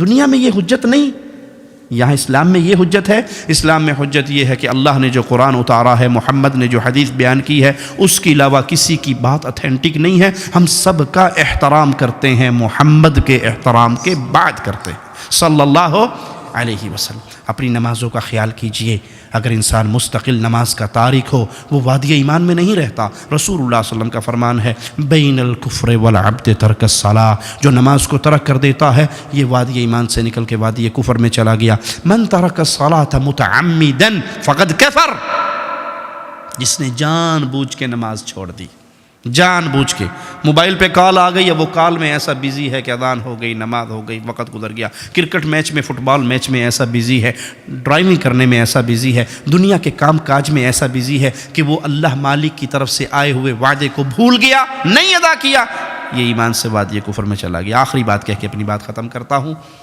رسول اللہ صلی اللہ علیہ وسلم طائف میں پتھر پڑے ہیں، لہو لہان ہوئے، زخمی ہوئے، گر گئے، ہوش آیا، سامنے جبرائیل کو دیکھا، پہاڑوں کے فرشتے کو دیکھا، انہوں نے کہا جی اجازت دیجیے اس پہاڑ کے فرشتے کو، یہ 2 پہاڑوں کو اٹھائے گا، اہل طائف کو پیس کے رکھ دے گا، آٹا بنا دے گا، انہوں نے جو ظلم کیا ہے یا رسول اللہ صلی اللہ علیہ وسلم آپ پر، اللہ نے ان کو دیکھ لیا ہے اور اللہ نے بھیجا ہے، اب اجازت دیجیے۔ نبی زخمی ہوئے، پتھر کھائے، لہو لہان ہوئے، میرے رسول کا مبارک قیمتی پاکیزہ لہو اس دھرتی پہ گرا، طائف کی وادی پہ گرا، لیکن نبی نے بددعا جی کیا کہا؟ اللہم اہدی قومی فإنہم لا یعلمون، قربان جاؤں رحمت للعالمین کی رحمتوں پہ، اللہ میری قوم کو ہدایت دے دے، یہ مجھے جانتے نہیں ہیں، یہ پتھر مارنے والوں کو پتہ نہیں ہے کہ میں کون ہوں، اور ان کو پتھر گرانے، پہاڑ گرانے کی بات نہ کرو، یہ نہ صحیح، ان کی آنے والی نسلیں ضرور لا الہ الا اللہ کا اقرار کریں گی۔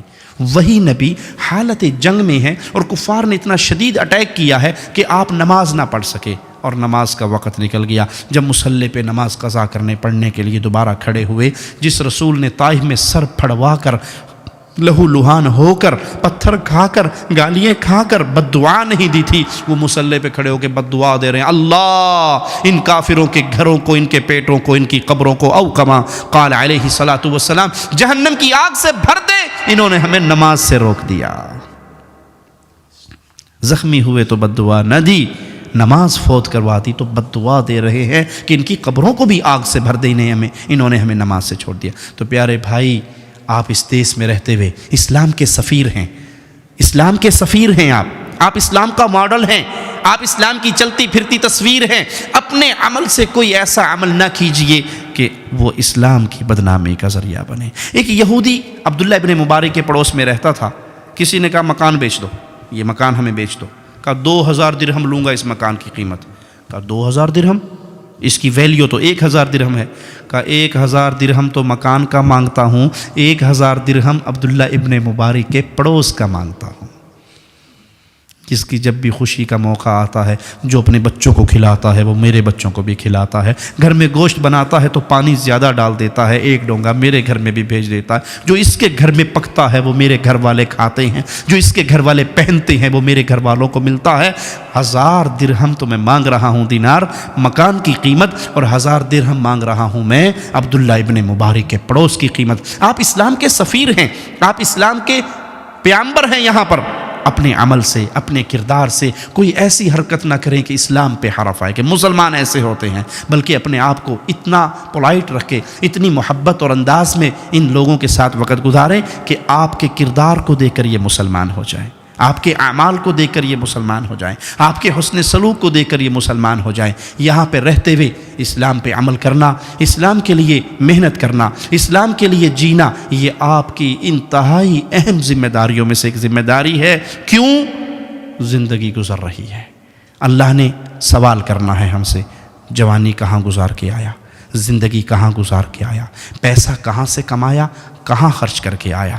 یہ سوال ایسے ہیں کہ رسول اللہ صلی اللہ علیہ وسلم فرماتے ہیں اس وقت تک بندہ انسان اپنے قدموں کو اللہ کے سامنے سے ہلا نہیں سکے گا جب تک ان سوالوں کا جواب نہیں دے گا۔ کہاں سے آیا، کہاں لگایا، زندگی اور جوانی کہاں پہ خرچ کر کے آیا۔ اللہ سے دعا ہے اللہ ہمیں زندہ رکھے تو اسلام پہ رکھے، موت دے تو اس حال میں دے، اللہ ہم سے راضی ہو، ہم اپنے اللہ سے راضی ہوں، ہم اسلام کے لیے کچھ کر گزرے ہوں۔ ہماری جان، ہمارا مال، ہماری صحت، ہماری صلاحیتیں، ہمارے قلم، ہماری زبانیں امانت ہیں، اللہ کی طرف سے دی ہوئی۔ ان امانتوں کے بارے میں آپ سے سوال ہونا ہے۔ آپ کو اللہ نے مال دیا ہے، یہ مال مسجد بنانے کے لیے خرچ ہوا، یہ مال اللہ کا گھر بنانے کے لیے خرچ ہوا، یہ مال اسلام کو پھیلانے کے لیے خرچ ہوا۔ رسول اللہ صلی اللہ علیہ وسلم کی حدیث کی روشنی میں ایک تیر 3 بندوں کو جنت میں لے کر جائے گا، بنانے والا، خریدنے والا، چلانے والا، اللہ کی شریعت کے لیے، اللہ کی دین کی مدد کے لیے، یہ 3 چیزیں اس کو جنت میں لے جائیں گی۔ اسی پہ قیاس کرتے ہوئے مثال دیتا ہوں، قرآن پاک کا ایک ٹرانسلیشن نسخہ آپ کے پاس ہے، ترجمہ کرنے والا، پرنٹ کرنے والا، خرید کے کسی مسلمان کو گفٹ دینے والا، کسی انسان کو گفٹ دینے والا جو اسلام میں داخل ہو جائے، اس کو پڑھنے کی وجہ سے، وہ کیسٹ ہو، وہ کتاب ہو، وہ CD ہو، وہ قرآن ہو، وہ کوئی اچھی چیز ہو جس کے ذریعے اسلام پھیل رہا ہے، تینوں کو جنت میں لے گیا۔ میرا فرض ہے میں اپنی انگلیوں پہ گنتی کروں، میں نے اپنے مال کو، میں نے اپنی صلاحیتوں کو، میں نے اپنی زبان کو، میں نے اپنے ہاتھوں کو کتنے لوگوں کو اسلام کی روشنی پہنچانے کا ذریعہ بنایا، کتنے لوگ میری وجہ سے دین اسلام کی نعمت سے سرفراز ہوئے۔ قیامت کے دن آپ کا پلڑا لگے گا، یاد رکھیے جتنے لوگ آپ کی وجہ سے اسلام میں آئے ان سب کی زندگی بھر کی نیکیاں آپ کے پلڑے میں ہوں گی۔ یہ اصل کمائی ہے، یہ کمائی نہیں ہے کہ آپ نے پلاٹ کتنے خرید لیے، مکان کتنے بنا لیے، کوٹھیاں کتنی ہو گئی، کاریں کتنی ہو گئی، گولڈ کتنا اکٹھا کر لیا، یہ تو مرتے ہی غیروں کا ہے، وارثوں کا ہے، تقسیم ہو جائے گا۔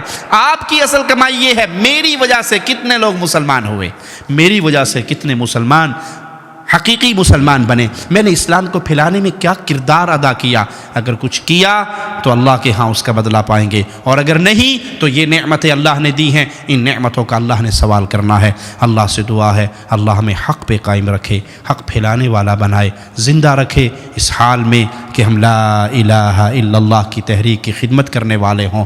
موت آئے اس حال میں ہماری زبان سے لا الہ الا اللہ نکل رہا ہو اور ہماری روح اللہ کی جنتوں کی طرف پرواز کر رہی ہو۔ اقول قولی ھذا واستغفر اللہ لی ولکم ولسائر المسلمین فاستغفروہ انہ هو الغفور الرحیم۔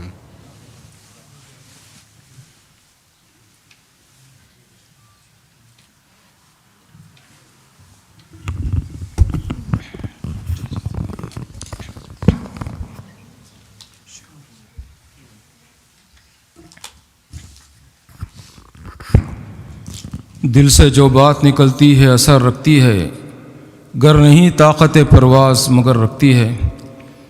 ماشاءاللہ پہلی مرتبہ بالمشافہ زندگی میں شیخ توصیف الرحمن صاحب حفظہ اللہ سے سننے کی سعادت اور شرف حاصل ہوا۔ ہم اللہ تبارک تعالیٰ کا شکر ادا کرتے ہیں اور ان کا بھی شکریہ ادا کرتے ہیں کہ آپ نے اس مسجد کو اور یہاں کے سامعین کو، بزرگوں کو، نوجوانوں کو، خواتین و حضرات کو آپ نے شرف اور سعادت بخشی، اور اس سلسلے میں جتنے بھائیوں نے کوشش کی ہے ان سب کو بھی اللہ تبارک تعالیٰ جزائے خیر عطا فرمائے۔ اور مولانا محترم نے توحید اور سنت کے تعلق سے اور آخر میں ہم لوگ جو توحید و سنت کا دعویٰ کرتے ہیں، جو نمازوں میں کوتاہی کرتے ہیں، اس کی طرف بھی توجہ دی۔ اللہ مجھے اور آپ سب کو حقیقی معنوں میں نمازی بنائے، موحد بنائے، متبع سنت بنائے۔ ہم آپ کا بہت بہت شکریہ ادا کرتے ہیں۔ آپ تمام سے گزارش ہے کہ جہاں بھی مولانا محترم کے خطابات ہوں تشریف لے جائیں۔ خصوصاً 24 اگست کو اتوار کے دن آپ نہ بھولیں کہ انشاءاللہ گرین لین میں جو 37ویں سالہ کانفرنس ہونے والی ہے 11 بجے سے 7 بجے تک، اس میں بھی انشاءاللہ شیخ صاحب کا خطاب ہوگا، آپ ضرور تشریف لائیے۔ اب میں آخر میں ریکویسٹ کرتا ہوں ہمارے برادر اظہر الطاف صاحب سے کہ کچھ انگلش میں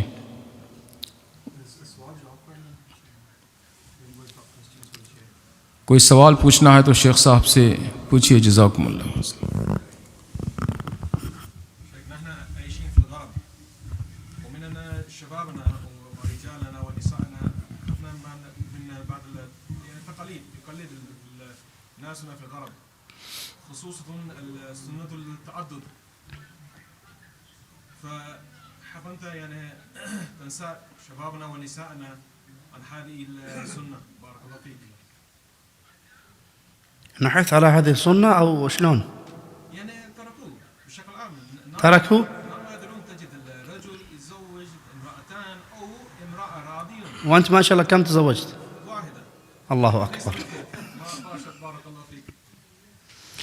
بارك الله فيك. رد السؤال بالأردن إن شاء الله. بھائی نے سوال کیا ہے کہ یہاں پر رہ کے لوگ یہاں کے مسائل کی تقلید کرنے لگ گئے ہیں اور اسلامی طریقہ کار کو بھلا دیا ہے، اور اس میں انہوں نے جو مثال دی ہے وہ ایک سے زیادہ شادی کی مثال دی ہے۔ لگتا کروں لڑ کے آیا آج بوڑھی کو۔ تو اصل بات یہ ہے کہ کفار کی تقلید کرنا جائز نہیں ہے، کفار کی تقلید کرنا جائز نہیں ہے کسی مسئلے میں۔ کفار کی تقلید کرتے ہوئے رسول اللہ صلی اللہ علیہ وسلم نے بڑی شدید وعید بیان کی ہے اس شخص کے لیے جو کفار کی تقلید کرتا ہے۔ آپ نے فرمایا من تشبہ بقوم فہو منہم، جو جس قوم کی مشابہت اختیار کرتا ہے وہ انہی میں سے ہے، ان جیسی شکل و صورت بنائے، ان جیسا لباس اختیار کرے، ان کی عیدوں میں شرکت کرے، ان جیسے عقائد اپنائے، وہ ان میں سے، ہم میں سے نہیں، پھر وہ انہی کے ساتھ اٹھایا جائے گا۔ رہا معاملہ شادی کا، تو دوسری شادی کی اسلام نے اجازت دی ہے، دوسری شادی کی اسلام نے اجازت دی ہے، فرض کسی پہ نہیں کی، کسی پہ فرض نہیں ہے، اجازت ہے، کوئی کرنا چاہے تو اجازت ہے اس کو، لیکن شرط بڑی شدید ہے۔ جس نے دوسری شادی کی اور عدل انصاف نہیں کیا وہ قیامت کے دن اٹھایا جائے گا، اس کی ایک سائیڈ فالج زدہ ہوگی۔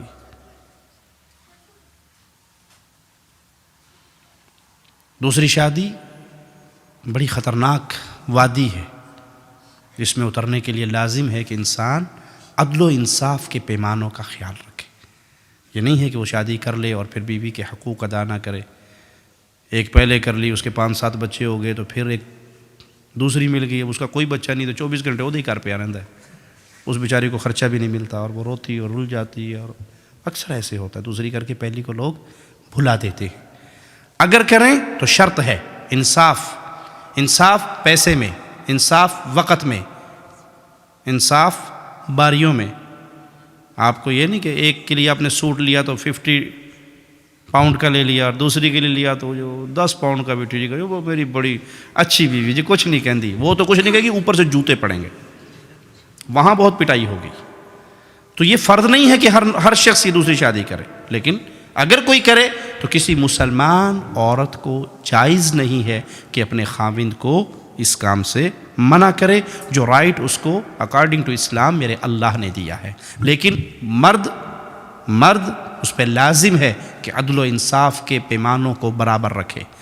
500 روپے ادھر خرچ دے رہا ہے تو 500 ہی اس کو ادھر دینے ہیں. جتنا ٹائم ادھر گزارتا ہے اتنا ہی ٹائم ادھر گزارنا ہے. تو برابری کرے. دل کی محبت کا معاملہ الگ ہے. رسول اللہ صلی اللہ علیہ وسلم فرمایا اللہ میرا دل عائشہ کی طرف زیادہ جھکتا ہے، مجھے اس پہ نہ پکڑنا. کیوں؟ دل کی محبت، جو جتنی خدمت کرے گی اتنی محبت پا لے گی، اور جتنی جو لڑائی جھگڑا کرے گی اتنا انصاف دل سے. لیکن دنیا کے نان نفقے کے اندر وہ برابری کرے گا.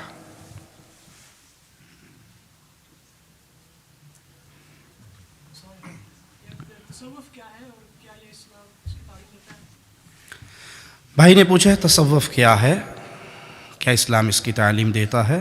اسلام کمپلیٹ ہو چکا قرآن اور حدیث کی شکل میں، رسول اللہ صلی اللہ علیہ وسلم کی مبارک زندگی کے اندر، اور اس زندگی میں تصوف کا کوئی کنسیپٹ نہیں ہے. تصوف ابتدا میں کہا جاتا تھا زہد اور تقوی کو، جو صوف کا لباس پہنتے تھے اور متقی انسان بننے کی کوشش کرتے تھے، اور وہ اس کے اوپر یہ لفظ بولا گیا. پھر اس کے اندر نظریات داخل ہوئے اور وہ نظریات باطل تھے. وحدت الوجود کا نظریہ صوفیہ نے اپنایا، وحدت الشہود کا نظریہ اپنایا، حلول کا نظریہ اپنایا، الفنا کا نظریہ اپنایا. تو یہ تمام نظریات قرآن و حدیث کے ساتھ اس طرح ٹکراتے ہیں. وحدت الوجود کا عقیدہ جس کو ابن عربی نے رائج کیا، وہ اس کے زیادہ بڑا داعی بنا. اس نے کہا العبد رب والرب عبد یا لیت شعری من المکلف ان قلت عبد فذاک رب او قلت رب انی یکلف. بندہ خدا ہے، خدا بندہ ہے، ہر چیز ہی وہی ہے، جس کو دیکھو وہ اللہ ہے. اللہ ہی کی نعوذ باللہ مختلف صورتیں ہیں. تو کسی مولوی نے اٹھ کر اعلان کر دیا انا الحق، میں اللہ ہوں، اللہ میرے اندر حلول کر چکا ہے، میں اللہ میں فنا ہو چکا ہوں. تو یہ تمام صوفیہ کے عقائد باطل عقائد ہیں، قرآن و حدیث کی ضد ہیں. بلکہ کفر کے اندر یہ عقائد یہود و نصارہ کے عقیدوں سے زیادہ خطرناک ہیں کہ ہر چیز کو اللہ مان لیا جائے. آپ نے پاکستان کے قوال سنے ہوں گے، ادھر بھی تو ہے، ادھر بھی تو ہے، مسجد میں تو ہے، مندر میں تو ہے، مے خانے میں تو ہے، شراب خانے میں ساقی کی شکل میں بھی اللہ ہے، مندر کے اندر صنم کی شکل میں اللہ ہے، کہیں اور بھی کسی اور شکل میں اللہ. یہ سب کفری عقائد ہیں جس کا اسلام کے ساتھ کوئی تعلق نہیں. قل هو اللہ احد، اللہ تنہا ہے، یکتا ہے. کوئی چیز اس دنیا میں اللہ کی صورت پہ نہیں آئی. خالق اور مخلوق میں ڈفرینس اسلام سکھاتا ہے، اور خالق اور مخلوق میں فرق کو ختم کر دینا تصوف سکھاتا ہے. تو یہ تصوف کفریہ عقیدہ ہے جس کا اسلام سے کوئی تعلق نہیں ہے.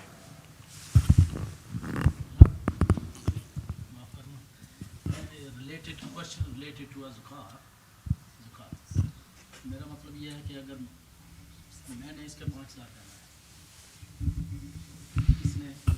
بھائی دینا نہیں ہے، وہ سوال پوچھ رہے ہیں. جی یہ بات ٹھیک ہے، لیکن جو میڈل والا ہوتا ہے کیا اس کو بھی زکات دینی پڑتی ہے؟ ایک سے لینا ہے دوسرے کو دینا ہے. آپ کا پیسہ ان کے پاس ہے اور آپ کے اوپر قرض بھی ہے، آپ کے اوپر کسی کا قرضہ بھی ہے اور آپ نے ان سے لینا بھی ہے. لیکن جو آپ کے اوپر قرض ہے کہ آپ کے پاس کوئی اور چیز نہیں ہے وہ قرض اتارنے کے لیے، کوئی اور چیز آپ کے پاس نہیں ہے، اور یہ جو پیسہ آپ نے لینا ہے اس کے ملنے کی امید ہے یا ڈوب گیا؟ چانسز ہیں. ہاں اگر چانسز ہے تو اب اس کی زکوٰۃ دیں گے. نہیں، میرا کہنے مقصد ہے جو لینا ہے اس پہ بھی اور دینے والے پہ بھی. نہیں نہیں، آپ نے جو لینا ہے کسی سے اس پہ آپ نے زکوٰۃ دینی ہے. وہ جو دینا ہے وہ تو آپ پہ قرض ہے. جو آپ کی پراپرٹی پڑی ہے اور سال ہو گیا اور وہ ملنے کے چانس ہیں کہ ملیں گے تو اس پہ زکوٰۃ ہے. میرا کہنے کا مقصد ہے کہ میں نے ان کا 5,000 ان سے لیا، وہ اپنے جس نے آپ کا 5,000 دینا ہے، جو اس کی پراپرٹی، وہ اپنی پراپرٹی پہ خود دے گا. آپ نے اپنی پراپرٹی پہ دینی ہے.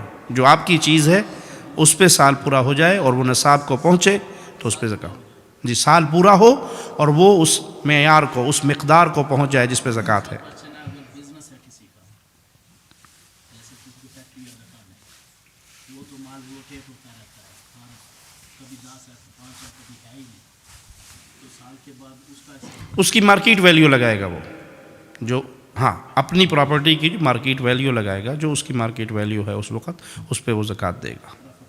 جی Okay, we have to bring the session to a close shortly. We can take one or two questions from either brothers. If any brothers want to ask a question in English, I'll do my best to translate for the Sheikh.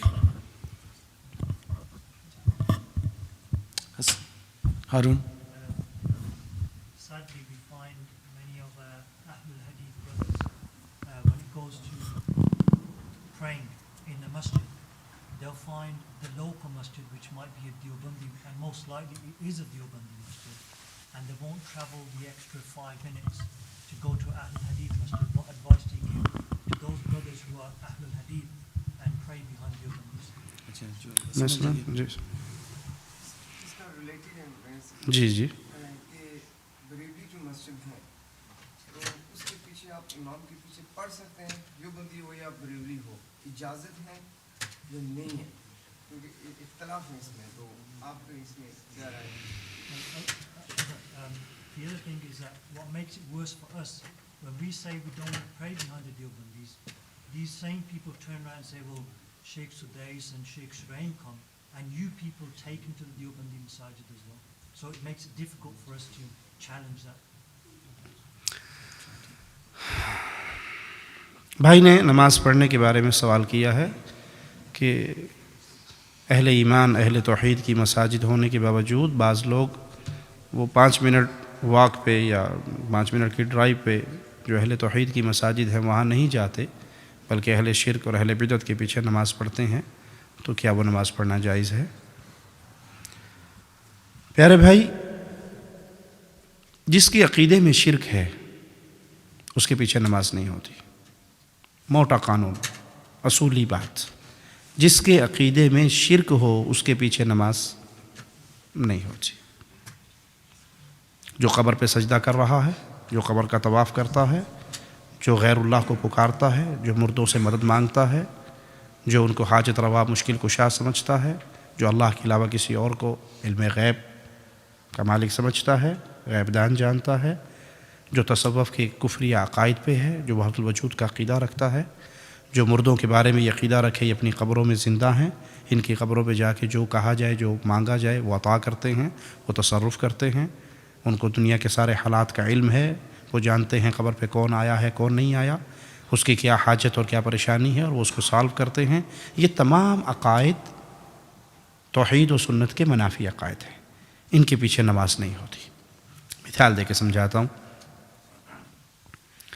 ابھی آپ درس سے فارغ ہوں گے, اپنے اپنے علاقے کو اپنے اپنے گھر کو جائیں گے. آپ روڈ پہ آئے, ٹیکسی ڈرائیور آپ دیکھتے ہیں وہ ٹیکسی والا بیٹھا ہے, اور آپ کہتے ہیں میں نے گھر جانا ہے تو مجھے گھر چھوڑ دیجئے. وہ کہتے ہیں جی بیٹھیے, اور انشاءاللہ میں آپ سے کوئی پیسے نہیں لوں گا, فری لے کے جاؤں گا. آپ ایک اسلامی دعویٰ سینٹر سے واپس آئے ہیں تو میں آپ کو ڈراپ کرتا ہوں. آپ بیٹھنے لگے تو آپ نے غور سے دیکھا تو وہ جو ٹیکسی ڈرائیور تھا نا وہ انا سی, انا سمجھتے ہو جی, اندھا تھا, آنکھیں نہیں تھی اس کی. بیٹھو گے اس کی گاڑی میں جی؟ کیوں؟ کچھ لوگ کہتے ہیں جی انہیں اپنا کام کرنا ہے تو اسے اپنا کرنا ہے, تسی ٹھیکیدار ہو دے. دلائل دیتے ہیں نا, ٹوٹی پھوٹی گھسی پیٹی دلیلیں. اس نے اپنا کام کرنا ہے, وہ پڑھ رہا ہے, اس کی ہو نہ ہو آپ کی تو ہو گئی. تو اس نے اپنا کام کرنا ہے, ڈرائیو کرنی ہے, آپ نے بیٹھنا ہے, آپ کا اپنا کام ہے, اس کا اپنا کام ہے. یہ مرسی تے مارسی جی کیسے کرتے ہو؟ خود بھی مرے گا مجھے بھی مارے گا. تو اندھے ڈرائیور کی گاڑی میں سفر نہیں کرتے نا, کیا کرتے ہیں؟ نہیں کرتے. جو توحید کو نہیں سمجھتا, شرک کرتا ہے, وہ ایمان کا اندھا ہے, وہ توحید کو نہیں سمجھتا, لہٰذا اس کے پیچھے نماز نہیں ہوتی. اور پھر امام ابن سیرین رحمہ اللہ فرماتے ہیں یہ دین امانت ہے, آپ کس سے لے رہے ہو اس کا خیال کیجئے. نماز کا وقت ہو گیا, انشاءاللہ پھر بات کرتے ہیں. Okay, inshallah. Finally, very quickly before the adhan, the Sheikh will be at Albury Faith Foundation on Wednesday. So, inshallah, you can catch him there. Okay, Jazakallah khair for coming. And Sheikh Saab had a very heavy schedule today. He's travelled all the way from London. We picked him up from Reading. So, he must be quite tired and exhausted. So, Jazakallah khair for your time and your effort in attending Dali today. Assalamu alaikum wa rahmatullah. Inshallah. Sorry? 7:30 inshallah at Albury Faith Foundation on Wednesday.